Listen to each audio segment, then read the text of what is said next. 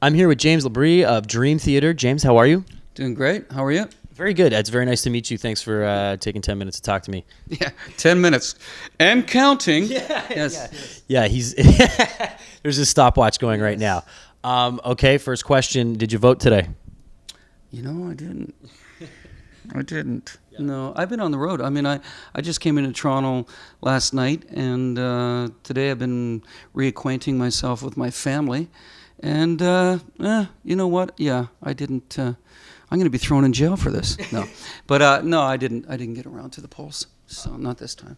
Next question. The Maple Leafs are playing their first home game tonight against the Montreal Canadiens. Are you a Maple Leafs fan? Well, I have to be a Maple Leafs fan because I grew up around here. Yes. Right answer. I'm really hoping that this season can be different from the previous, and the previous before that, and the one before that, all the way back to 1967. Yeah. But you know, I haven't had time to really even wrap my head around the hockey and what it's doing and who's playing and whatever. But I will eventually. I will get my head into it. Yeah, I hope that they can really take it somewhere. You know, you're always hope for that. Last year, look at Boston. You know, first time since 1972. So I think it's our time. Our time is coming, yes. For sure. You know, what's it like doing a hometown show? You know what I mean? Does it bring back certain emotions and certain feelings? Well, I think it's the same for anybody in the band. When you're playing your hometown, there's a little bit of added pressure, just because all your family members, relatives, friends, everybody's out. And so it just, you want to make sure that you're going to be given your best. So, but you know, I keep it calm, and I just say I'm going to do what I did yesterday at yesterday's show and the show before that. I mean, you got to keep it the same. I mean, if you look and you approach it differently, then it'll seem forced, and you'll do things that you wouldn't normally do, and it doesn't add itself. You know, it doesn't lend itself to a good show. So when I'm doing a show, as much as I'm aware that everyone else is around me, you know, from friends from past and my family members, I still just have to think, okay, I'm here to do the show, and I'm going to give the same kind of a show that I did wherever I was last time, like Pittsburgh, a couple nights ago. Whatever. I mean, you're from here, so you know how historic this venue is, Massey Hall. Absolutely. What does it do when you walk? I mean, we're freaking out walking around backstage here. No, it's incredible, you know, to think, what is it, 1892, was it? It's old, yeah. Something like that. But yeah, and I mean, we've played here before, and I remember seeing shows here when I was a kid growing up, seeing Max Webster and stuff, and you know, just going, wow, you know, and then finally walking in and seeing ourselves being here. But yeah, I mean, you know, if these walls could talk, right? I mean, they've had everyone in here, and they still get international acts. I mean, you know, they get world-class acts in here every single day. So it's cool. It's very cool, and it's definitely a beautiful building and a heritage building for Toronto. But musically speaking, I mean, it's basically had anybody you can think of in the entertainment field has been through here. Yeah. A dramatic turn of events. We have to talk about the new record. You know, I'm probably not the first person to make that segue, but you know, Mike, not in the band. You know, watch some of the DVD, and you know, Other Mike was the first you auditioned, and that was a very interesting process. Yeah. You know, where's Dream Theater at right now? We're at a beautiful place right now. We feel that we put out probably our best album, if not one of our best albums to date, and we're having an amazing time on the road. We're all having a great time. It's a renewed energy, you know, there's a whole new spirit going on here. We're having a lot of fun on stage. The fans are picking up on it. You know, we're seeing it constantly on all the websites and the boards on the internet, where everyone's just seeing something different here. There's a whole new chapter that's begun, and I think it's really good. It's very positive. It's creatively, I think we're at our strongest. And so it's not like we're just out here pushing an album and it's kind of like blah, blah, blah. It's, you know, we really went at this album wanting to make the best, and we feel that we've attained that goal.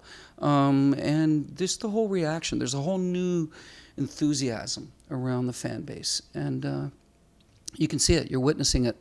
Every one of them is saying they're witnessing it every single night that we're on stage. How much you know, does that have to do with Mr. Mangini? I mean, did he breathe a certain? Did it refresh you guys? Definitely. I mean, him coming into the band, there's a whole new feel there, and he is a phenomenal drummer. He's a world-class drummer. There's no question.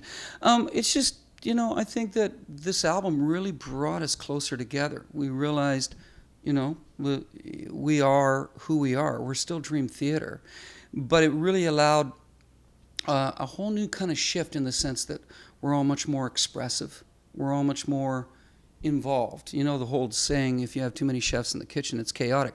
Actually, it's worked really well for us. We're all chefs and we're all in the kitchen and we're all making decisions and it's coming out amazing. And we're feeling that everything is definitely headed down the path that we want to direct it. So I think it's all good. It's all good. It's a great energy.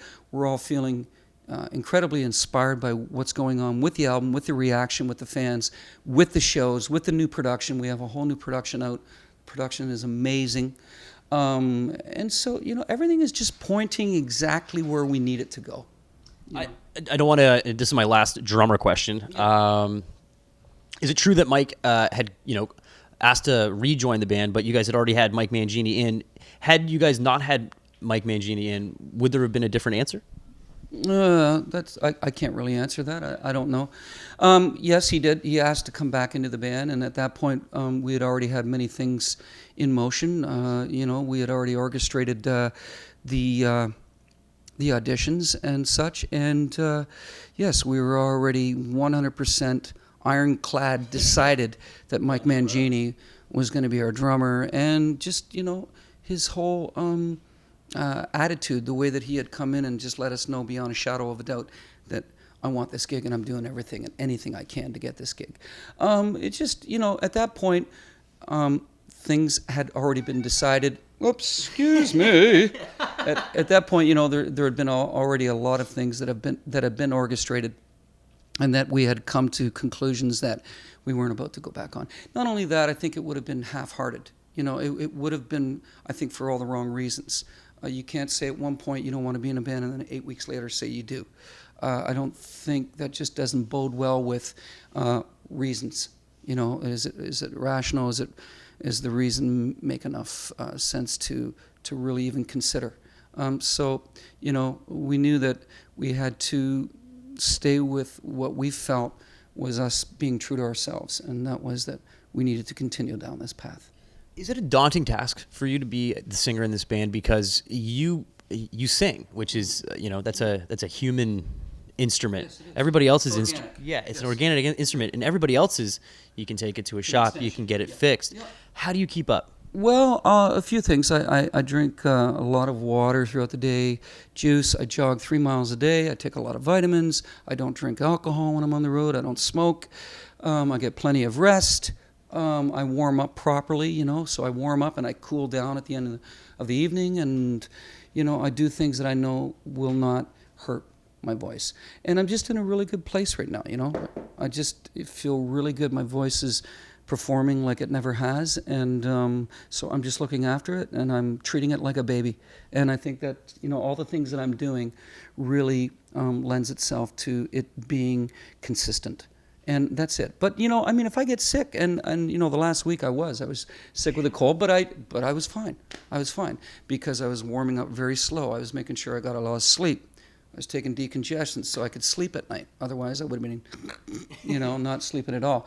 But all these things, and just the fact that I just keep myself in a really good headspace, and I bring my car with me everywhere I go. Yeah.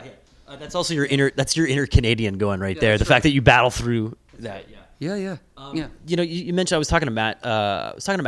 From Trivium, and he was just telling me he does yoga, and you mentioned that you run, and how important is that, and to get away from the rock, and what does that do for your mind? When you're being physical. That's what it does. It just it completely flushes me out. Like I'm able to put everything on hold and just work out. You have a good sweat.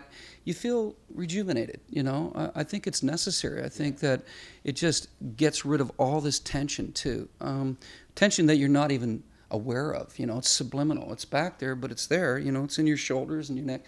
And when you start doing the jogging thing and you're doing all your stretching and you're cooling down and all that, that's when you realize that you got to treat your body like a shrine.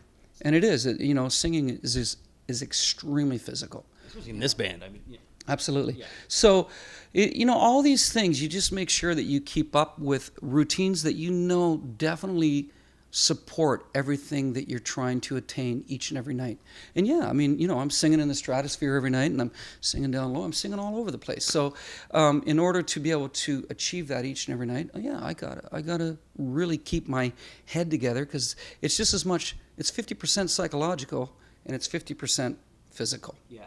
And if those two things don't feel right, if one's faltering, then you can lose it. You can lose the game. How do you maintain that on the road? Because some people can't jog every morning or every day, whatever, or exercise every day, and they live at home. On the road, I mean, maintaining relationships, keeping some kind of order. How do you do it? Well, I mean, I'll sleep till noon, and then I get up, and then I jog, and then I get myself together after the workout. So you just run around random cities? Because that's fantastic. Okay. Oh, sorry. No, I go into a gym, and I jog on a treadmill. And then I do a little bit of like the barbells, just to keep the arms a little toned. I don't want those going on me. And but it's just it's a matter of, it's the same routine. I like to be in bed at least 8 to 10 hours. I don't think I'm sleeping that much. There's no way, because I'm an insomniac. So I wake up frequently throughout the night. And then it's a matter of just like getting up, and I do a thing called Immunitech. So it's like a protein kind of shake. It increases your glutathione, which is your immune system, and then I do that, so that keeps me kind of healthy for the most part.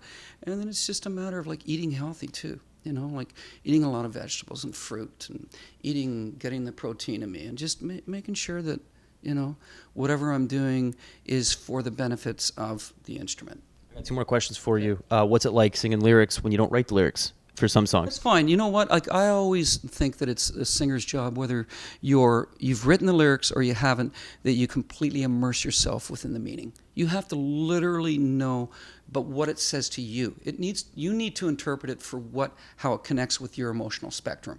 It's not what it means to someone else. How does it hit you?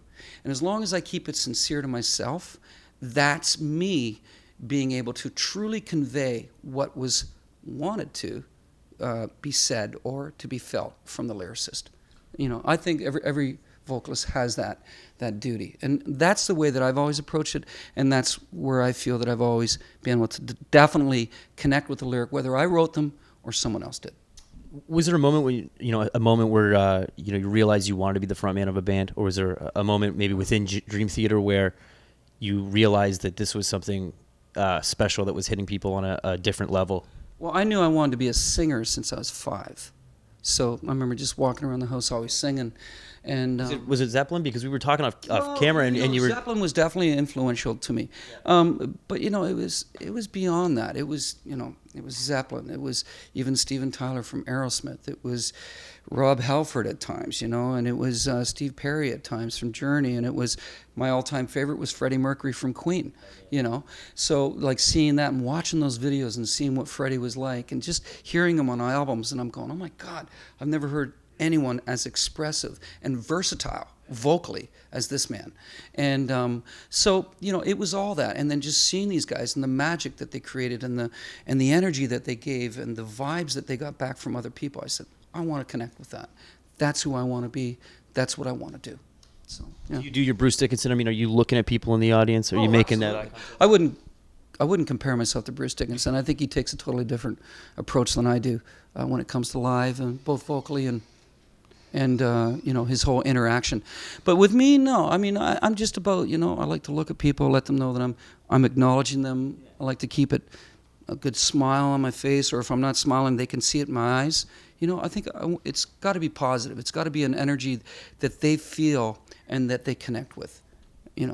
And what are you listening to these days? Right now, I've been listening lately to The Script, the new Red Hot Chili Peppers. Let's see, who else?